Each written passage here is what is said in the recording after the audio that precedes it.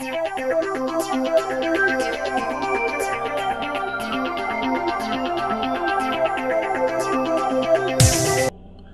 guys, it's Larry from JCPC Gaming.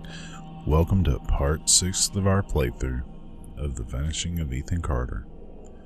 Okay, right now you're seeing a map on the wall. That's actually going to give you a close idea where we're going to want to go. There's actually not too much story in this part. Basically what I'm going to be doing is running around looking for 5 bodies. I will tell you straight up front, I'm only going to find 3.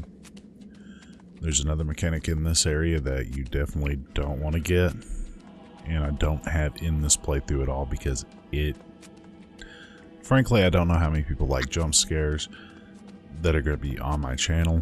I'm going to keep avoiding them unless y'all tell me otherwise. So there's our first corpse. And all that does is go to the main hall room, which you'll see how to get there toward the end, because I will backtrack and make my way toward it after I give up looking on bodies. Now, last time I did say I spent too much time in this area, and I do believe 20 minutes looking for 5 bodies is too much time. And honestly, I do give up after a minute. What you're trying to do is avoid the miner. You have to keep moving. You do not want him to see you fully. If he turns his light on you, the jump scare will ensue. It doesn't matter if you run far from him. If he spots you and hits you with that light, he will get you. And the way the game handles this is excellent as far as for scares. Okay, we just got our second body. And that flash of light shows that the miner is close. If I'd have continued that way, he would have seen me and I would have got the living hell scared out of me, to be frankly honest. I didn't think it was going to be that scary, and actually, it is a perfect scare. And a lot of games don't have perfect scares. That one is a perfect jump scare, because you think you get away from him, you think you're gone. This is not Slender. You do not get a warning that he still knows where you are. You play Slender, you know when you're about to be gotten. This one, no. Once you're spotted, you're gotten, whether he does it then or in 20 seconds. Once he sees you, it's over. He didn't see me yet, the light never hit me. He was actually turned away when raising his light, which means I was pretty well almost dead right there. Which, I say dead, it's not really the case in this game, but it is a reset point. It'll teleport you out, and all the bodies that you had found are no longer counting.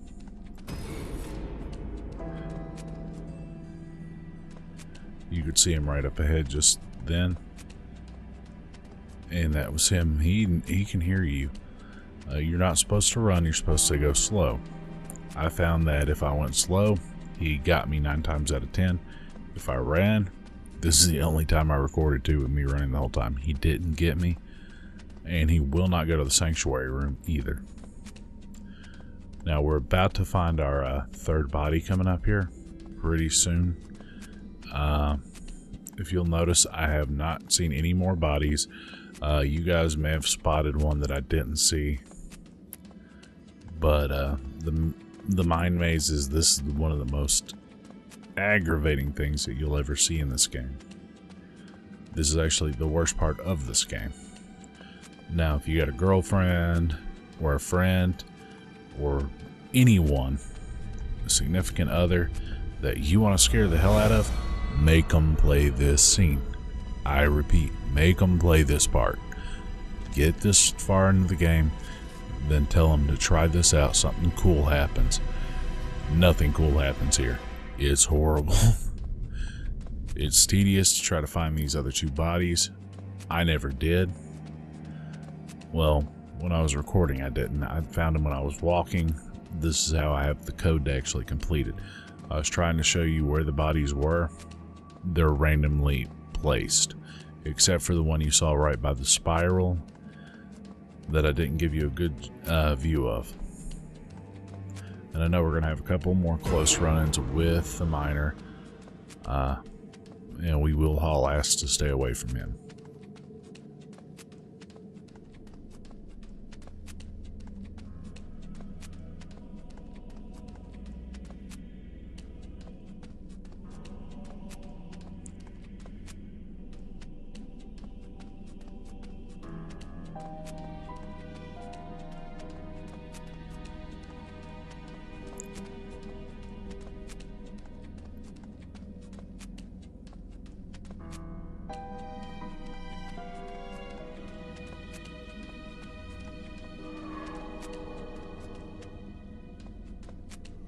There you go, another close call. Now I'm going to keep on the move because you never know if he actually fully saw you. If you get hit by the light, it's guaranteed he saw you. There was one time I didn't think he saw me when I was doing the walking version. Oh my. Yeah, he saw me because I even left that part. I left the maze. He teleported out of the maze and got me. So it'll scare the living hell out of you. This go around, he hasn't seen me yet. He's gotten close to it. He knows I'm around because of the sound I'm making, but he hasn't seen me. So that's where we found our last bottle, that spiral right there. And I still hadn't found what I was needing. And I guarantee if I'd have went to where he was standing at those times, I might have found the bodies. Because I have a feeling that he is warping in between all the bodies. And once you eliminate him, he's probably bouncing back and forth fairly quickly between the other two bodies. He can't appear when you're reading the body, but it's just a really nerve-wracking, aggravating experience. I can't tell you how much this one made me so mad. And it will scare you every time. Even though you know it's coming, it will scare you because of the way they do the timing on this thing. You cannot count and have it actually completely planned out. Hey, this is when he's going to jump at me. This is what's going to happen. Nope.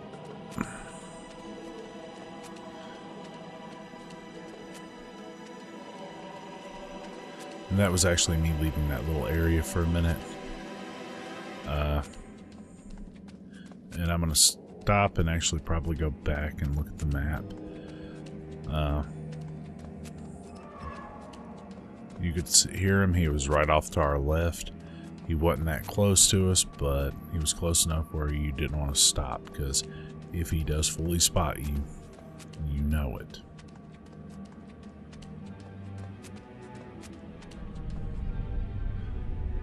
Okay, at this point, we're in the main hall. I didn't explore the main hall too much. At this point, I got fed up and I decided I was going to do the puzzle. Now, I'll tell you exactly what the end of the puzzle is. You'll actually see me muddling around with this one.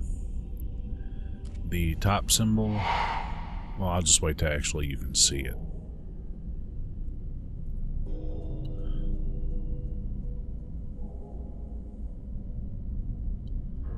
Okay, the very top symbol should look like a, almost like a horn. The second symbol will look like backwards 3,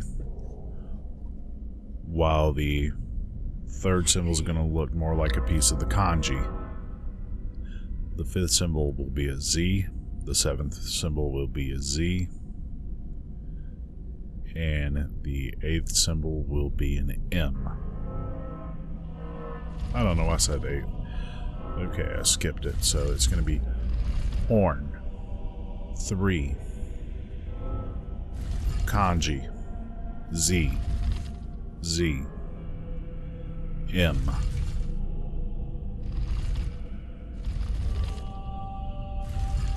And the part of the reason why I know what this is supposed to look like partly is because actually I was, you can look at the symbols of the dead bodies and they actually correspond to how far they're spaced out.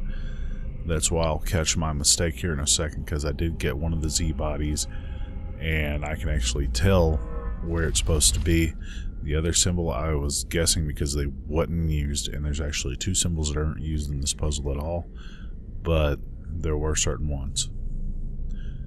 Now that symbol up there that you're looking at currently is the one I believe looks like the backwards 3. It does not line up exactly to what's on the floor. So that one is the kanji looking symbol I was telling you about.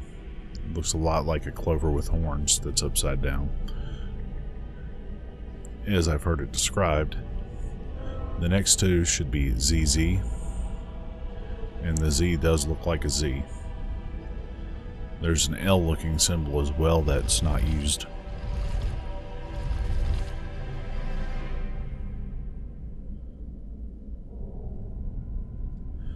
one thing this little thing did remind me of was Stargate. And even what they do here with this little cutscene will remind you of Stargate.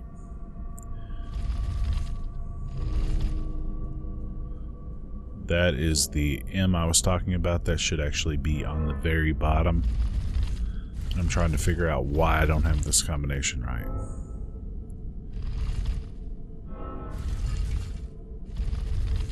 And what it is, I reversed the M and the bottom Z. The rest of them are correct except for those two.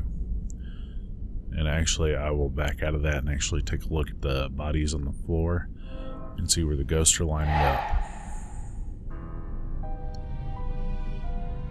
You'll see right there, that's the M, that's the horn, and that's the Z. Well, you'll notice right here that I'm looking at it and there's only so many symbols it could be.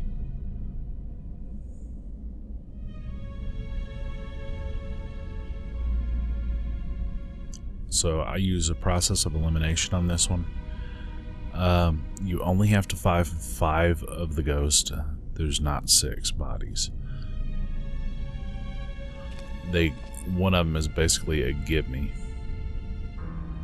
So you'll see right here I had the upside down clover, a Z, and that sign. That was enough to figure it out. The combinations, not that many.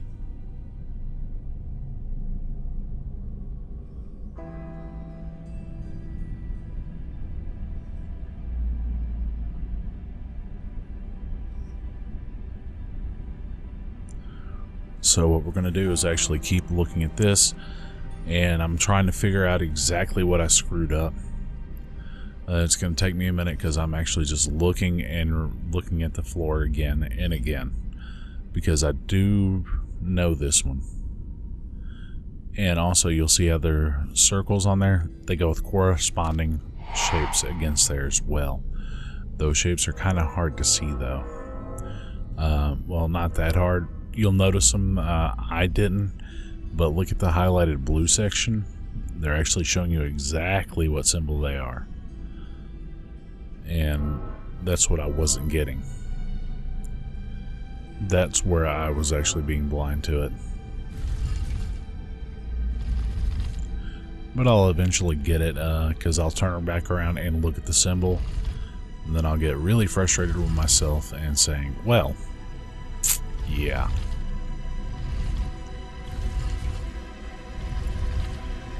And so see, right now I'm actually starting to get the idea, but you can see how the corresponding thing on the floor goes with that. Now this puzzle is not randomized. You can actually go by this one 100%. See, now I do wish I would have been zoomed in when I was doing the rotation originally. That would have made it easier. I never actually spotted those blue light ups or the shape correspondence initially when playing it. I actually got it by dumb luck by trying to match the symbols I had found to the ones on the ring, then trying to guess the others just by process of elimination.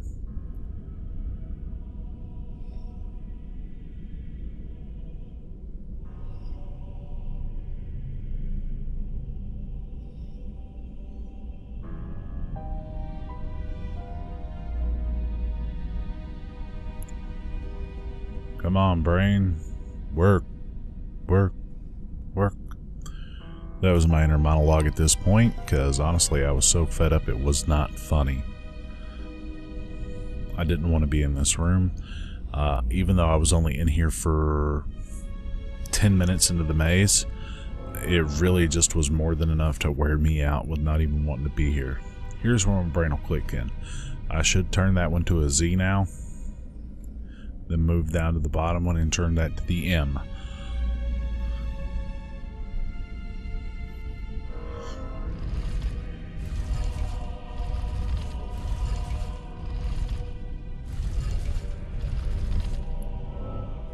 One more, yeah, that's it.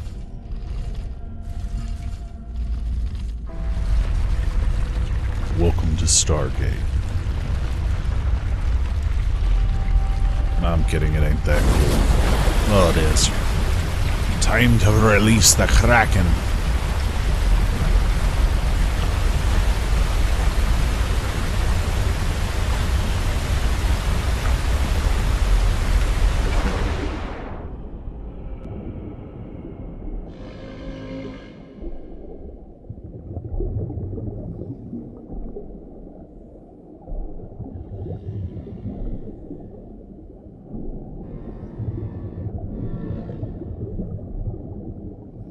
Yeah, and the funny thing is I was actually freaking out at this part because you can't swim in this game, but you're not going to drown. I was just like, what in the hell's going on here? I really didn't know what I was doing. I figured like every scene that I've found so far, it had to have a letter attached to it, and I found it finally. And this one does have a pretty neat little story. I don't keep it on the screen for long, so you definitely want to pause.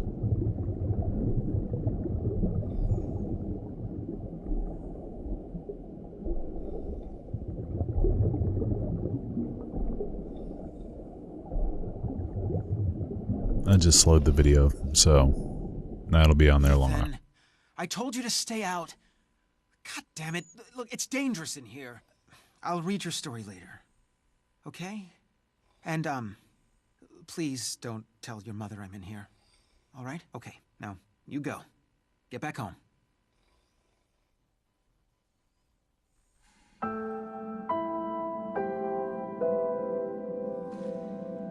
Okay, here you're going to have 3 letters. You definitely want to check them all out.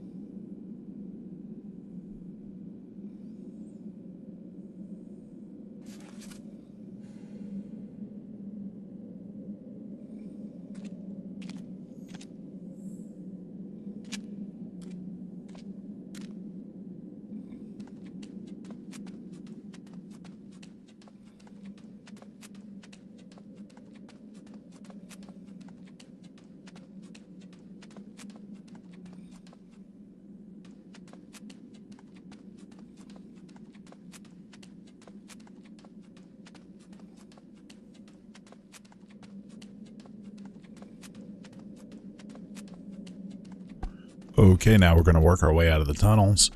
We're pretty well at the end of this little segment, so what we're going to do is work our way back up. So what I'm doing is working our way back to where you want to go. This is Larry from JCPC Gaming. I hope you enjoyed this playthrough and found it very informative, or at least got a good laugh at it, because there was no way I was going to show you all that jumps here, because it's scared the hell out of me, and I didn't want that on recording. So what we're going to do is make our way back out through the tunnel, right where we want to be for the next part. Please make sure to subscribe, like, if you don't like the video, dislike it. Let us know what you thought in the comments down below. But I will be back for part 7, and we'll be wrapping this game up. And there will be the movie mode, which will actually show all the cutscenes in the correct order they should happen in the game. Even though this is a narrative-driven game, I will not leave it to you to actually discover where it came in. So I'll put it together and let you see it the way that it